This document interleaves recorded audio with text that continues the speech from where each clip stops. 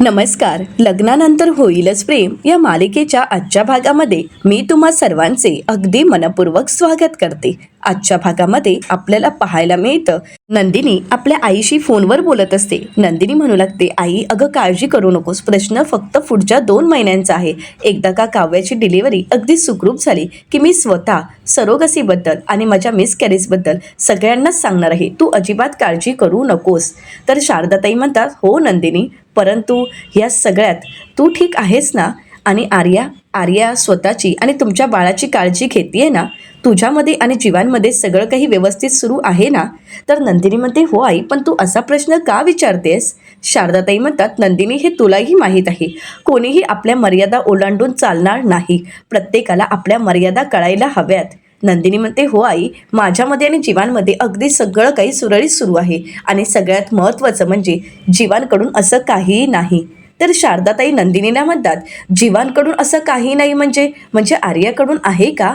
आता मात्र नंदिनी शांतच होते, कारण तिला ते सर्व क्षण आठवतात. आर्याने जीवाचा हात हातात घेत त्याच्या हातावर किस करणं, तर त्यानंतर आर्याचं रागाच्या भरात सगळं काही बोलून मोकळं होणं. तो जन्मीचे ज्यावेळी येतो ना, त्यावेळी खरंच खूप छान वाटतं, पण तू ज्यावेळी येतेस ना, त्यावेळी मला नकोसं वाटतं. तो जन्मीचे येतो त्यावेळी मला तुझ्यासारख्या सूचना द्यायची सवय नाहीये. खरंच खूप छान वाटतं, मस्त गप्पा मारतो आम्ही. खरं तर तो तुझ्यासारखा नाहीच आहे. उलट तो ज्यावेळी येतो त्यावेळी अख्खं जेवण कधी संपतं हे कळत सुद्धा नाही. हे सगळे शब्द नंदिनीला आठवत असतात. तर त्यानंतरचं आर्याचं बोलणं, तू त्याच्यासोबतचं राहणं डिझर्व नाही करत, पण बरं आहे तो मला मिळाला आहे. मला चांगला मित्र मिळाला की मी त्याला अंधारात घाबरून मिठी मारू शकते, त्याच्यासोबत कॅन्डल लाईट डिनर करू शकते. आता मात्र शारदाताई नंदिनीला म्हणतात, नंदिनी अगं काय झालंय? मी तुला काहीतरी विचारतेय, तू माझ्यापासून काही लपवत तर नाहीयेस ना? नंदिनी म्हणते, नाही आई, अगं असं काहीही नाहीये, सगळं ठीक आहे, तू अजिबात काळजी करू नकोस. पण कधी कधी असं वाटतं की मी जसं तुझ्यासमोर सगळ्या गोष्टी अगदी शेअर करते, तुझ्यासमोर व्यक्त होऊ शकते, तसंच आर्याला सुद्धा तिच्या आईसोबत बोलता आलं असतं, तिला सगळ्या गोष्टी शेअर करता आल्या असत्या तर किती बरं झालं असतं ना? तर शारदाताई म्हणतात, हो ना, मी कालच तिच्याशी बोलले आहे. 4 दिवसासाठी ती मनालीला गेली आहे. आता हे ऐकून नंदिनीला धक्काच बसतो. नंदिनी म्हणते, नाही, मनाली नाही गाई, अगं त्यांच्या घराचं तर शिफ्टिंग चालू आहे ना? आत्ताच मला आर्या म्हणाली की त्यांच्या घराचं शिफ्टिंग सुरू आहे. तर शारदाताई नंदिनीला म्हणतात, अगं नंदिनी, तू काय बोलतेस? अगं कालच तर माझं तिच्याशी बोलणं झालं आणि तेव्हाच ती मला म्हणाली की ती मनालीला गेली आहे. अगं काल आम्ही चक्क तासभर बोलत होतो. ती मनालीला गेली आहे आणि तिथे घडलेल्या सगळ्या गोष्टी मला ती अगदी भरभरून सांगत होती. मग मला सांग नंदिनी, ती जर मनालीला असेल तर मग ती घराचं शिफ्टिंग कसं काय करेल? मात्र नंदिनीला धक्काच बसतो, कारण तिला आर्याचं बोलणं आठवतं. आर्या नंदिनीला म्हणालेली असते की हॉस्पिटलला निघताना खूप वर्षानंतर आईचा फोन आला होता. ती माझ्याशी बोलत होती आणि विचारत होती, आरू बाळा, तू कधी भेटायला येणार आहेस? पण मी तिला कसं भेटायला जाऊ? आता या अवस्थेत मी जर तिला भेटायला गेले तर ती मला विचारेल की हे बाळ कोणाचं आहे, या बाळाचा बाप कोण आहे? मग मी तिला काय सांगू? असं म्हणत आर्या ह्या सगळ्या गोष्टी रडतच नंदिनीला सांगत असते. या सगळ्या गोष्टी नंदिनीला आठवतात आणि ती शांतच होते. आता मात्र नंदिनी मनाशीच बोलत म्हणते की आर्या माझ्याशी अगदी धडधडीत खोटं बोलली आहे. याचा अर्थ तिने तिच्या आईच्या नावाने हातावरचा टॅटू काढलाच नाहीये. तर दुसरीकडे पाहायला मिळतं, घडलेला सर्व प्रकार आता रम्या वसुहत्यांना सांगत असते. वसुहत्या म्हणतात, काय? याही परिस्थितीत आर्याने तिच्या हातावर टॅटू काढला आहे? रम्या म्हणते, हा, म्हणजे तसं मला वाटतंय, कारण तिने तिचा हात मला दाखवला नाहीये. तर वसुहत्या रम्याला म्हणतात, अगं पण रम्या म्हणते, हो आई, मलाच असं वाटतंय, म्हणजे तुला मी सांगू का, मला तरी असं वाटतंय की त्या आर्याला जीवामध्ये इंटरेस्ट आहे. तर वसुहत्या म्हणतात, ती आर्या तुला असं काही म्हणाली आहे का? रम्या म्हणते, नाही ग, तिने मला असं काहीही सांगितलं नाही आणि ती का मला सांगेन? परंतु तिच्याकडे पाहिल्यानंतर कळतं ना सगळं काही, म्हणजे तिला ना जीवाबद्दल सॉफ्ट कॉर्नर आहे. ती जीवाकडे ज्यावेळी पाहते ना त्यावेळी सगळ्या गोष्टी कळतात. आता मात्र वसुहत्यांना धक्का बसतो. वसुहत्या म्हणतात, अरे देवा, काय मुलगी आहे ही? अगं तिचा तर बॉयफ्रेंड आहे ना? म्हणजे असं म्हटलं जातं की ज्यावेळी बायको प्रेग्नेंट असते त्यावेळी नवरा बाहेर भटकतो, पण इथे तर उलटच आहे, हीच बाहेर भटकते. काय मुलगी असेल ना ही? वसुहत्या रम्याला म्हणतात, मला एक सांग, तो चैतन्य देशपांडे हिला उभं तरी करेल का? तर रम्या म्हणते, आई, मला अजून एका गोष्टीचा डाऊट आहे. मे बी तुझा या सगळ्या गोष्टीवर विश्वास बसणार नाही, पण तुला हेच सांगायचं आहे की तो चैतन्य सुद्धा, या सगळ्याबद्दलच मला डाऊट आहे. तो चैतन्य देशपांडे याच्याबद्दल सुद्धा माझ्या मनात डाऊट आहे. वसुहत्या म्हणतात, काय? रम्या, अगं तू काय बोलतेस? रम्या वसुआत्यांना म्हणते, आई अगं तूच बघ ना, म्हणजे आर्या स्मार्ट आहे, सुंदर आहे, एक डॉक्टर आहे, प्रतिष्ठित डॉक्टर आहे. मग असं असताना ती अशा एका सर्वसाधारण मुलाला डेट करेल? मला तर हे प्रकरण पचतच नाहीये, असं म्हणत रम्या पुढे जाते. परंतु त्याच वेळी तिचा पाय अडखळतो आणि तिला खूप दुखू लागतं. वसुआत्या म्हणतात, रम्या अगं सावकाश, तुझा पाय अजूनही बरा झाला नाहीये ना. मी एक काम करते, आत्ताच्या आता डॉक्टर शिंदे यांची अपॉइंटमेंट घेते आणि त्यानंतर आपण जाणार आहोत.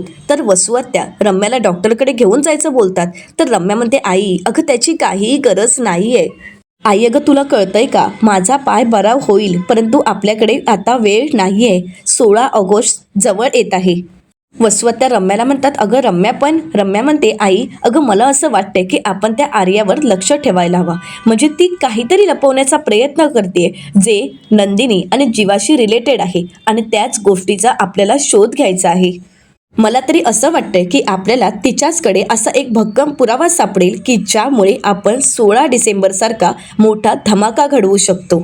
आता रम्याने आर्यावर लक्ष ठेवायचा ठरवलेला असतो. तर दुसरीकडे आपल्याला पाहायला मिळतं, आर्याला भेटण्यासाठी नंदिनी आता आर्याच्या घरी आलेली असते. आता नंदिनी येताच आर्याला आवाज देते आणि म्हणते हॅलो, परंतु आर्या तिच्या मोबाईलमध्ये असते आणि नंदिनीकडे ती दुर्लक्षच करते. तर आर्या नंदिनीकडे पाहत नाही. नंदिनी म्हणते, काय झालं, तू माझ्यावर रागवली आहेस ना, पण प्लीज मला माफ कर ना. परंतु आर्या काहीच बोलत नाही. नंदिनी कान पकडत आर्याची माफी मागत असते, परंतु आर्या काही तिच्याकडे पाहतही नाही. तर नंदिनी आता आर्याच्या हातातील मोबाईल बाजूला ठेवते आणि म्हणू लागते, आर्या प्लीज, अगं मी काय म्हणतेय, सॉरी, मला आता कळलंय की मी काल खूप ओव्हर रिॲक्ट झाली होती. खरं तर माझी ती चूकच होती. तर आर्या आता नंदिनीकडे पाहते आणि हसतच तिला माफ करते. आता नंदिनी आर्याला जवळ घेते आणि मनाशीच म्हणते, आर्या मी हे सगळं काही नाटक करते. तुझ्या ह्या खोटेपणाचा जर शोध घ्यायचा असेल तर मला तुझ्याशी गोड वागावंच लागेल. सॉरी आर्या, पण मी हे नाटक करते. असं म्हणत नंदिनीने आर्याशी गोड बोलून सत्य शोधण्याचं ठरवलेलं असतं. तर दुसरीकडे पाहायला मिळतं, पार्थ आणि जीवा एका व्यक्तीला भेटण्यासाठी आलेले असतात आणि त्यावेळी ते म्हणतात, जेन जी कशी आहे रे तुझी मुलगी, म्हणजे तुझं काही ऐकते की नाही. त्यावेळी ते म्हणतात, माझी मुलगी आणि माझं ऐकते, म्हणजे सगळ्याच गोष्टी ऐकते असं नाही, काही काही गोष्टी ती ऐकतही नाही. म्हणजे त्या गोष्टीमध्ये ना त्यांचं एक वेगळं असं मत असतं. मग आपण त्यांना कितीही सांगितलं की ऐका, तरी सुद्धा त्यांना ऐकायचं नसतं. आणि जर आपल्याला त्यांच्याकडून ते करून घ्यायचं असेल तर आपल्याला ती गोष्ट त्यांना पटवून द्यावी लागते. आणि समजा पटली तर ठीक, नाहीतर काय, मग त्यांच्या मनाला जे वाटेल तेच ते करणार आहेत. तर पार्थ म्हणतो, खरंच तुझी जेनजी म्हणजे मला असं वाटते की काव्याच आहे. तर आता जीवा पार्थला म्हणतो, जर काव्या तुझी जेनजी असेल ना, तर तुझा होणारं मूल हे जेन अल्फा असेल. तर आता मात्र पार्थ म्हणतो, मग माझं तर काही खरंच नाही. तर ती व्यक्ती पार्थ आणि जीवाला म्हणते की माझी मुलगी म्हणजे घरात माझा खामच काढते. मला तर काय करावं काय नको काहीच कळत नसतं. कामापेक्षा जास्त थकल्यासारखं घरी गेल्यावर वाटतं, कारण ती काही माझं ऐकत नाही. तर आता पार्थ आणि जीवा म्हणतात, म्हणजे आत्तापासूनच आपल्याला सुरुवात करावी लागेल. आता मी तर माझ्या मुलीला समजावेन, परंतु माझं मूल माझं किती ऐकणार हे काही मला माहीत नाही. आतापासूनच अभ्यासाला सुरुवात करावी लागेल आणि त्यावेळी मी टॉप कितीपर्यंत येईल हेही मला माहीत नाही. तर त्यावेळी जीवा आणि पार्थ हसू लागतात. तर त्याचवेळी त्यांना त्यांच्या मुलीचा फोन आलेला असतो. तर आता ते फोनवर बोलण्यासाठी निघून जातात. तर जीवा पार्थला म्हणतो की आता काय करायचं. पार्थ म्हणतो, आता काय करणार, जेन अल्फा यावर अभ्यास सुरू करायचा, त्याशिवाय काही आपलं खरं नाही. असं म्हणत दोघांची आपल्या मुलांवर चर्चा सुरू असते. तर दुसरीकडे पाहायला मिळतं की नंदिनी आर्याला म्हणते, दाखव बघू तुझ्या हातावरचा टॅटू. तर त्यावेळी आर्या तिने स्वतःच्या हातावर काढलेला टॅटू नंदिनीला दाखवते. तर नंदिनी आर्याला म्हणते, कालपेक्षा आज तर जास्त उठून दिसतोय टॅटू. तर त्यावेळी आर्या म्हणते, हो खरंच खूप छान दिसतोय, पण जाईल 2-3 दिवसात. तर त्याचवेळी आर्याला एक फोन आलेला असतो. आता आर्याला शारदाताईंचाच फोन आलेला असतो. तर आता आर्या म्हणते, शारदा काकूचा फोन आहे. असं म्हणत आर्या फोन उचलते आणि म्हणते, हॅलो काकू बोल. तर शारदाताई आर्याला म्हणतात, काय ग आर्या कशी आहेस, अगं तुझी चौकशी करण्यासाठी फोन केला. आर्या म्हणते, मी अगदी व्यवस्थित आहे. शारदाताई म्हणतात, वेळेवर जेवतेस ना. तर आर्या म्हणते, हो जेवावं तर लागणार, कारण नंदिनी सगळं पुढ्यात अगदी आयता आणून देत असते. आता शारदाताईंना आर्याचं बोलणं काही ऐकूच जात नसतं. शारदाताई म्हणतात, कोण आणून देतंय, काही ऐकू येत नाहीये, काय बोललीस तू. तर आर्या म्हणते, नंदिनी हॅलो असं म्हणत आता आर्या बोलत असते, परंतु शारदाताईंना आर्याचं बोलणं काही ऐकू जात नसतं. शारदाताई आर्याला म्हणतात, आर्या अगं फोन जरा जवळ घेऊन बोल ना. तर आता नंदिनी आर्याला म्हणते, 1 मिनिट, जर काही नेटवर्क इश्यू आहे का. तर आर्या पाहते आणि म्हणू लागते, नाही नेटवर्क तर फुल आहे. आर्या शारदाताईंना म्हणते, काकू अगं मला नेटवर्क आहे, बोल ना. शारदाताई म्हणतात, अगं ऐकू येतंय पण थोडं थोडं तुटक ऐकू येतंय, पूर्ण काही कळतच नाहीये की तू नक्की काय बोलतेस.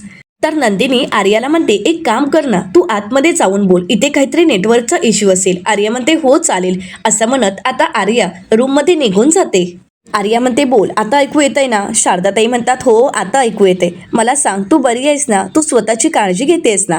असं म्हणत आर्या आणि शारदाताईंच्या गप्पा सुरू असतात. तर दुसरीकडे नंदिनी हॉलमध्ये बसून विचार करत असते आणि त्याचवेळी नंदिनीच्या लक्षात येतं, कारण खरं तर हे सगळं काही नंदिनीने शारदाताईंना सांगितलेलं असतं. नंदिनी शारदाताईंना म्हणालेली असते की आर्याला फोनमध्ये बोलण्यात गुंतवून ठेव. तर शारदाताई म्हणतात, का आपण असं का करायचं आहे. तर त्यावेळी नंदिनी म्हणते, आई मी सगळं काही तुला नंतर सांगेन, परंतु आर्याच्या बद्दल मला काहीतरी संशय आहे. मला असं वाटतंय की आर्या काहीतरी लपवण्याचा प्रयत्न करते आणि हेच सत्य शोधून काढण्यासाठी मला तुझी मदत हवी आहे. प्लीज एवढी मदत करशील ना मला. तर त्यावेळी शारदाताई होकार देतात. आता ठरल्याप्रमाणे शारदाताईंनी आर्याला फोन केलेला असतो आणि त्याच संधीचा फायदा उचलत नंदिनी म्हणते, हीच तर योग्य संधी आहे. आताच मला आर्याकडे नक्की काय आहे हे सगळं काही चेक करावं लागेल. आर्याने जर खरंच टेम्पररी टॅटू काढलं असेल तर त्याबद्दलचं काहीतरी बिल किंवा काही इतर गोष्टी तर मला मिळतीलच आणि त्यावरूनच मला टॅटू पार्लरचं नावही कळेल. असं म्हणत आता नंदिनी आर्याची पर्स चेक करायला घेते. आर्याच्या पर्समध्ये ती तपासत असते की कुठे टॅटू पार्लरचं बिल वगैरे मिळत आहे का. नंदिनी आता आर्याच्या पर्समध्ये शोधत असते, परंतु पर्समध्ये तिला काहीच सापडत नाही आणि म्हणूनच तिथे असणाऱ्या काही पुस्तकांमध्ये सुद्धा ती शोधण्याचा प्रयत्न करते, परंतु नंदिनीच्या हाती काहीच लागत नसतं. नंदिनीला काय करावं काहीच कळत नसतं. नंदिनी म्हणते, इथे तर कुठेच नाहीये. मग कदाचित आर्याने त्यांचं कार्ड बिल किंवा काहीच घेतलं नसेल का. पण अरे देवा, आता मला कसं कळणार की आर्या नक्की कुठल्या पार्लरला गेली होती. आता नंदिनीच्या लक्षात येतं. नंदिनी मनाशीच म्हणते की नंदिनी, आता जग डिजिटल झालं आहे. हल्ली मोबाईलवर किंवा मेलवरच आता बिल वगैरे पाठवलं जातं. त्यामुळे कदाचित आर्याच्या मोबाईलवर किंवा तिच्या लॅपटॉपच्या मेलवर नक्कीच हे बिल पाठवलं गेलं असेल. टॅटू पार्लरचं बिल ईमेल ID वर तर नसेल ना. असं म्हणत आता नंदिनी तेही शोधायचं ठरवते. इथे मात्र शारदाताईंनी आर्याला फोनवर बोलण्यात गुंतवलेलं असतं आणि त्यावेळी नंदिनी लॅपटॉपकडे येते, परंतु त्यावेळी लॅपटॉपला पासवर्ड असतो. आर्याच्या लॅपटॉपला पासवर्ड असल्यामुळे नंदिनीला कळत नसतं की नक्की काय पासवर्ड असेल. नंदिनी वेगवेगळे पासवर्ड टाकून पाहते, परंतु एकही पासवर्ड ओपन होत नसतो आणि त्यामुळेच नंदिनी विचार करत म्हणते, देवा नक्की काय असेल पासवर्ड. आता मात्र नंदिनीच्या लक्षात येतं आणि म्हणूनच नंदिनी ज्यावेळी पासवर्ड टाकायला घेते त्यावेळी तिने जन्मीजय असं नाव टाकलेलं असतं आणि त्यावेळी लॅपटॉप ओपन झालेला असतो. आता मात्र नंदिनीला धक्का बसतो. नंदिनी म्हणू लागते, म्हणजे हिच्या लॅपटॉपचा पासवर्ड जन्मीजय आहे. आता मात्र नंदिनी रागानेच आर्याकडे पाहते. आर्या मात्र फोनवर असते. आर्याला यातील काहीच माहीत नसतं, परंतु ज्यावेळी नंदिनी मेल ओपन करते त्यावेळी मात्र नंदिनीला त्या टॅटू पार्लरचं बिल सापडलेलं असतं. आता नंदिनी लगेच ते बिल आपल्याजवळ घ्यायचं ठरवते आणि त्यासाठी ती आपला मोबाईल घेते आणि लगेच मोबाईलमध्ये त्या मेलचा फोटो काढून घेते. नंदिनीने आर्याचं खोटं पकडलेलं असतं. आता आर्याची नजर जाते त्यावेळी आर्याच्या लक्षात येतं की नंदिनी आपल्या लॅपटॉपवर काहीतरी करत आहे आणि म्हणूनच आर्या शारदाताईंना म्हणते, ऐक ना काकू, मला आता खूप उशीर होतोय, हॉस्पिटलला निघायचं आहे, मी तुझ्याशी नंतर बोलू का. शारदाताई म्हणतात, अगं 5 मिनिटं बोल ना, तसं मी तुला रोज रोज कुठे फोन करते ना, त्यामुळे 5 मिनिटं तरी माझ्याशी बोल. तर आर्या फोन ठेवत म्हणते, अगं काकू मी तुला रात्री फोन करते ना, निवांत बोलू आपण मस्त. असं म्हणत ती ओके बाय करत शारदाताईंचा फोन कट करते. आता मात्र शारदाताई मनाशीच म्हणतात की हिने तर लगेच फोन ठेवला आहे, परंतु या वेळात नंदिनीची शोधाशोध करून झाली असेल का. नंदिनीच्या हाती तिला जी वस्तू हवी आहे, जो पुरावा हवा तो मिळाला असेल का. आर्या पाहते त्यावेळी तिच्या लक्षात येतं की नंदिनी आपल्या लॅपटॉपमध्ये काहीतरी शोधत आहे. आता आर्या नंदिनीकडे पाहते तर इथे नंदिनी तिच्या मोबाईलमध्ये असते. तर दुसरीकडे पाहायला मिळतं, देशमुखांच्या घरी मानिनीताई व्हिडिओ पाहत असतात आणि हसत असतात. तर त्याचवेळी काव्या त्या ठिकाणी लाडू घेऊन येते. काव्या म्हणू लागते, आई काय झालंय, अशा एकट्याच हसताय, असा कोणता व्हिडिओ पाहताय. तर त्यावेळी मानिनीताई म्हणतात, अगं तू हे जे लाडू खातेस ना, ते लाडू बनवत असतानाचाच व्हिडिओ पाहते, तू पण बघ व्हिडिओ, म्हणजे तुला सुद्धा आवडेल. असं म्हणत मानिनीताई तो व्हिडिओ काव्याला दाखवतात. तर त्या व्हिडिओमध्ये पार्थ असा म्हणालेला असतो की माझी मांजर म्हणजे खरंच बिलंदर आहे, कधी मला आणि माझ्या मुलाला इथे लाडू करायला उभ्या करतील ना काही कळणार सुद्धा नाही. तर काव्या म्हणते हो का, आता येऊ देत देशमुखांच्या बोक्याला, दाखवते बिलंदर मांजरीचा हिसका कसा असतो. तर त्यावेळी मानिनीताई म्हणतात अगं राहू देत ग. तर काव्या म्हणू लागते हो काही हरकत नाही, परंतु आता देशमुखांना घरी येऊ देत. खरं सांगू का, जसे हे लाडू छान झाले आहेत ना तसा हा व्हिडिओ सुद्धा खरंच खूप छान आहे. आता पुढचा व्हिडिओ मानिनीताई आणि काव्या पाहत असतात. तर त्यामध्ये पार्थने जीवाला प्रश्न केलेला असतो की नंदिनीची प्रेग्नेन्सी नीट चालू आहे ना. आता मात्र मानिनीताई म्हणतात हा व्हिडिओ अच्छा, मी ज्यावेळी तुम्हा दोघींशी बोलण्यासाठी बाहेर आले त्यावेळी रेकॉर्डिंग चालूच राहिलं वाटतं, असं म्हणत मानिनीताई तो व्हिडिओ पाहत असतात. तर पुढे पार्थ जीवाला म्हणतो नाही म्हणजे सहजच, म्हणजे मी आणि काव्या ज्यावेळी आर्याच्या घरी गेलो होतो त्यावेळी आर्या छान त्यांच्या बाळाशी गप्पा मारत होत्या. म्हणजे काव्या सुद्धा अधूनमधून असं सगळं काही करत असते, बाळाशी बोलत असते, परंतु तुला आणि नंदिनीला बाळाशी बोलताना मी कधी पाहिलं नाहीये. पार्थ जीवाला म्हणतो ऑल ओके ना. तर जीवा म्हणतो अरे, तर पार्थ म्हणतो हो म्हणजे ॲक्सिडेंटचं लपवलंय, तसं तुम्ही काही लपवत तर नाही आहात ना. आता या दोघांचं बोलणं मानिनीताई आणि काव्या ऐकतात त्यावेळी त्यांनाही धक्का बसतो.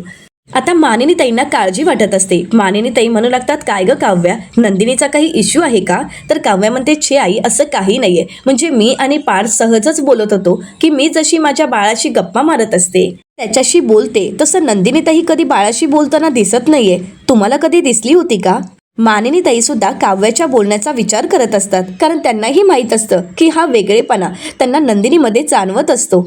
तर मानिनीताई म्हणतात मला सुद्धा कधी दिसलं नाही. तर काव्या म्हणते तेच तर, परंतु मी त्यानंतर नंदिनीताईशी बोलले, थेट तिला विचारलंच, त्यावेळी ती म्हणाली नाही असं काही नाहीये, मला जसा वेळ मिळेल तसं मी माझ्या बाळाशी बोलत असते, त्याच्याशी गप्पा मारत असते, मला जशी सवड मिळेल तशी मी बाळाशी गप्पा मारत असते, त्यामुळे आई काळजी करू नका, काही प्रॉब्लेम नाही. तर मानिनीताई म्हणतात ठीक आहे एवढंच ना. तसंही प्रत्येक बाईची प्रेग्नेन्सी ही वेगळी असते, प्रेग्नेन्सीमध्ये तिला वेगवेगळ्या गोष्टींचा अनुभव घ्यायचा असतो. कधी कोणाला वाटत असतं की आपल्या बाळाशी बोलावं, तर कधी त्यांच्या बाळांच्या सवडीनुसार ती आपल्या बाळांशी बोलत असतात. तर मानिनीताई काव्याला म्हणतात मला तरी असं वाटतंय की नंदिनी जशी शांत आहे ना तसंच तिचं बाळही अगदी शांतच असेल. आता मात्र काव्याला हसू येतं. मानिनीताई म्हणतात अर्थात नंदिनी शांतीत क्रांती सुद्धा करत असते, आज नाही का किचनमध्ये काम करत असताना चिंच खाताना दिसली. तर काव्या म्हणते अच्छा, पण बाळ शांत जेव्हा होईल जेव्हा ते नंदिनीताईवर जाईल, पण ते बाळ जर जीवावर गेलं तर अवली होईल अवली, असं म्हणत दोघींच्याही गप्पा चालू असतात, कारण जीवा किती कार्टून आहे हे मानिनीताईंना चांगलंच माहीत असतं. तर काव्या म्हणू लागते अर्थात तुम्हाला माहीत नसेल, परंतु वटपौर्णिमे दिवशी वसू आत्याने रम्याने केवढा मोठा तमाशा केला होता. त्या विजयरावांना नंदिनीताई आणि जीवाच्या रूममध्ये काय मिळालं होतं, खोटं पोट. तर त्यावेळी मानिनीताईंना धक्काच बसतो. मानिनीताई म्हणतात खोटं पोट. तर काव्या म्हणते हो. तर दुसरीकडे आर्याच्या घरी आपल्याला पाहायला मिळतं आर्या नंदिनीच्या दिशेने येत असते, परंतु त्याचवेळी आर्याला हॉस्पिटलमधून फोन येतो. आर्या म्हणते हो मी येतच आहे. आता नंदिनीच्या लक्षात येतं की आर्या येत आहे, म्हणून नंदिनी लगेच लॅपटॉप बंद करून ठेवते आणि त्यानंतर आर्याला म्हणते काय ग एवढ्या घाईत. तर आर्या म्हणते हो आता मला हॉस्पिटलला निघावं लागेल. तर नंदिनी म्हणते आई काय म्हणाली. तर आर्या म्हणू लागते काही नाही, काकू मला माझ्या लहानपणीच्या गोष्टी सांगत होत्या, पण मी त्यांना म्हणाले की मला आता हॉस्पिटलला निघायचं आहे, मी तुम्हाला रात्री निवांत फोन करेनच. तर नंदिनी म्हणते आई पण ना फोन केला की कधी बोलायला सुरू करते, ते थांबतच नाही, पण सॉरी हा तुला आईमुळे हॉस्पिटलला जायला वेळ होत आहे. तर आर्या म्हणते वेडी आहेस का, असं काही नाहीये, मी आता तयार होते आणि हॉस्पिटलला निघतेस. तर नंदिनी म्हणते बरं ठीक आहे, मला सुद्धा आता निघावं लागेल, मी सुद्धा निघते, असं म्हणत आर्या तयार व्हायला जाते. त्यावेळी नंदिनी आपली बॅग घेते आणि तिच्या हाती लागलेला पुरावा घेऊन ती निघालेली असते. तर दुसरीकडे देशमुखांच्या घरी आपल्याला पाहायला मिळतं मानिनीताई काव्याला म्हणतात म्हणजे नंदिनीला कंपनी मिळावी यासाठी याने खोटं पोट आणलं आहे. तर काव्या म्हणते हो तुमच्या जीवाने हे सगळे काही पराक्रम केले आहेत. नंदिनीताई म्हणे की जीवा त्याच्या खोलीत ते खोटं पोट लावून आई ग उई ग करत फिरत असतो, म्हणजे नंदिनीताईला एकटीला त्रास होऊ नये म्हणून तो सुद्धा हे सगळं काही नाटक करत असतो. हे सगळं काही नंदिनीताईसाठी, नंदिनीताईला हसवण्यासाठी. पण ज्यावेळी हे सगळे त्याचे चाळे आम्हाला कळले त्यावेळी आम्हाला सुद्धा काही हसू आवडलं नाही. मानिनीताई म्हणतात, अगं पण या खोट्या पोटाबद्दल मला काहीच माहीत नाही. तर काव्या म्हणते, आई तुम्ही वड पूजण्यासाठी बाहेर गेला होता ना, तेव्हाच हे सगळं काही घडलं. पण तिथे बाबा होते, बाबांनी काहीच सांगितलं नाही का? तर आता मानिनीताई विचार करतात आणि म्हणतात, नाही, यांनी तर मला काही सांगितलंच नाहीये. त्यांनी मला सांगितलं पण अर्धवटच सांगितलं. विक्रम पन्ना येऊ देत आता त्यांना घरी. आता मी त्यांना विचारणारच आहे. कोणतीही गोष्ट पूर्ण सांगायची ना, म्हणजे मला सुद्धा माहीत असायला हवी. तर काव्या मानिनीताईंना म्हणते, बरं ठीक आहे ना, बाबा गडबडीत विसरून गेले असतील, पण मी सांगितलंय ना. तर मानिनीताई म्हणतात, हो बरं ठीक आहे. तर काव्या म्हणते, आई मी आतमध्ये आहे, अभ्यास करते. मानिनीताई म्हणतात, बरं ठीक आहे, पण काही लागलं तर आवाज दे. असं म्हणत आता काव्या तिच्या रूममध्ये निघून जाते. तर मानिनीताई विचार करत म्हणतात, कसं असेल हे पोट, एकदा बघावंच लागेल. तर येणाऱ्या पुढील भागामध्ये आपल्याला पाहायला मिळतं घडलेला सर्व प्रकार आता नंदिनी जीवाला सांगते. जीवा म्हणतो, काय म्हणजे तिच्या लॅपटॉपचा पासवर्ड जन्मेजय आहे? तर नंदिनी म्हणते, हो, याचा अर्थ हाच होतोय जीवा, ती फक्त तुमच्यावरच नाही तर आपल्या बाळावर सुद्धा अधिकार गाजवतेय. तर दुसरीकडे पार्थ काव्याला सरप्राईज देतो. त्याने मोजे विणलेले असतात. तर त्यावेळी काव्या ते पाहते आणि पार्थ तिला म्हणतो, ऑफिसमधील वेळ काढून मी हे सगळं काही बनवलं आहे. तर त्यावेळी काव्या पार्थला म्हणते, बाळाच्या मागे धावता धावता आपण आपली स्वप्न नको विसरायला. तर दुसरीकडे मानिनीताई खोटं पोट कसं असतं हे पाहण्यासाठी जीवा आणि नंदिनीच्या रूममध्ये आलेले असतात. त्या कपाट उघडतात आणि म्हणतात, या कपड्यांमध्ये कोण फाईल ठेवतं? असं म्हणत ती फाईल त्यांनी हातात घेतलेली असते आणि तीच फाईल म्हणजे आर्या, जीवा आणि नंदिनी यांच्यामध्ये झालेला हा सरोगसीचा करार असतो. त्याच्यावर लीगल डॉक्युमेंट्स असं लिहिलेलं असतं. आता मात्र मानिनीताई ती फाईल उघडून पाहणार, परंतु त्याच वेळी त्या ठिकाणी जीवा आलेला असतो. जीवा हे दृश्य पाहतो. आता मानिनीताई ती फाईल उघडून पाहतील का? त्यांना सत्य कळेल का? हे पाहणं अतिशय रंजक ठरणार आहे. मित्रांनो, अशाच मालिकांचे नवनवीन अपडेट पाहण्यासाठी चॅनलला नक्कीच सबस्क्राईब करा. आजचा व्हिडिओ तुम्हाला कसा वाटला हे कमेंट करून नक्कीच कळवा. आजचा व्हिडिओ जर आवडला असेल तर व्हिडिओला लाईक करायला सुद्धा विसरू नका. व्हिडिओ पाहिल्याबद्दल तुम्हा सर्वांचे अगदी मनपूर्वक धन्यवाद.